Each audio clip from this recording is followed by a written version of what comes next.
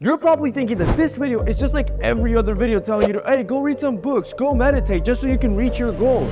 It's not. This video is all about understanding the brain and how we can hack it so we can pull unlimited motivation out of it. I can tell you this, if you make it to the end and you listen to all these 10 motivation secrets, you'll never procrastinate again. Starting with number 1, I want you to make your word your bond. You need to train your brain to do exactly what you say. This way you can set goals when motivation is high and not break them when motivation is low. For example, let's say you make it a goal to go to the gym every day. So you're gonna bring a buddy along. Now, the way you make it a bond is that you'll tell your buddy, any day you miss of the week, if you're trying to go every day, you will pay him $50. He can choose what he does with those $50. Those are now his. This is gonna help you get that motivation high when you're starting and you're excited, and help you push through when motivation is low, because now you know your word is a bond and there's a cost to breaking it. Number 2, try chunking. This is a cognitive technique to help improve memory performance. Let me show you this in practice. If I show you this long number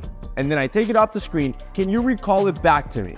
Probably not. It was too long. Now, this is the exact same number, but now it's broken into 3 chunks. Can you recall this one now? Exactly. It's much easier to remember, and chunking doesn't just work on memory. You can apply this exact same technique to motivation. Say you have a big project. You have a 30-page paper to turn in for school. Now, if you look at the whole project as a whole, it's too much to consume. You're going to procrastinate because the task is too large.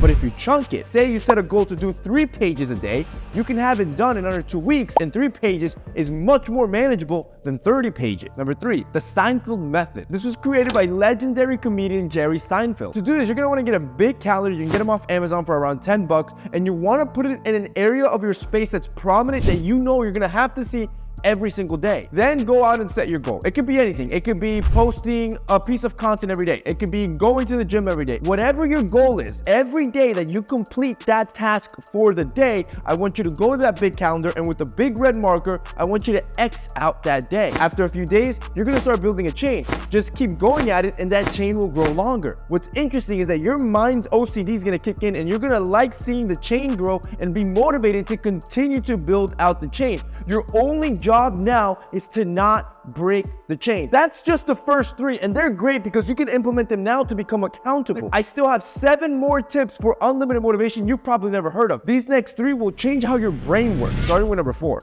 Prying the environment. This is when objects around your area have a stimulus or an effect on your physical body and can motivate you to do what you want to get done.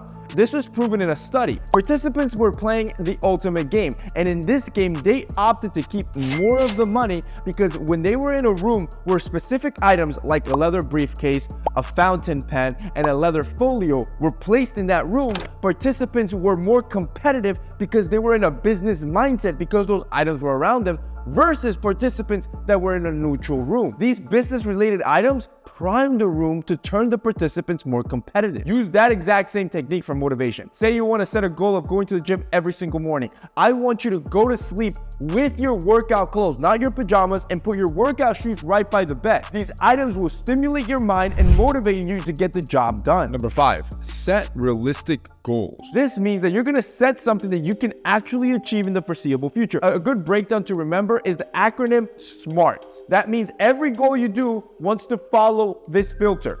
S is for specific. You want to be specific as to what you want to achieve.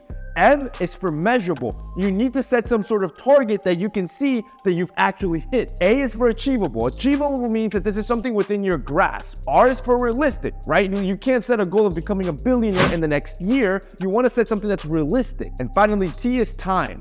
This means that you want to set a goal that's time-based. Give yourself a standard for how much time you're going to invest into this to try to achieve what you want. Number 6, change your clothes. Studies have proven that what you wear can have an effect on both motivation and your cognitive ability. They will increase your performance by increasing your own confidence and ability. And you know exactly what I'm talking about, because all of us, we all have that specific outfit that when you wear it, when you put it on, you feel invincible. This is why when I used to work from home, I would every morning still get up, shower, go through my grooming routine, and then throw on clothes as if I was going into the office, because it was a mentality shift that I knew I was going into work mode. What you don't want is to stay in your sleeping clothes, because again, it'll affect your mind and you'll want to go back to bed. Number 7, just start the task. The hardest part of staying motivated is getting started on a hard task that you don't want to do. This is when procrastination starts to sink in. So next time, just get it started and literally lie to yourself. Tell yourself you'll only do 5 minutes of it. And think about this. It works perfectly for the gym, right? You don't want to go to the gym. It's too hard. You're too tired, whatever. But if you force yourself to just start, just step in the gym, just do 5 minutes of it. Once you're in that workflow, in that flow state, you will finish the job. It's interesting. You're not going to quit. Our brains hate failure. We are just 7 tips in. I got 10. That means 3 of the last tips I'm about to show you will rewire your brain to love doing hard things. This takes you to number 8.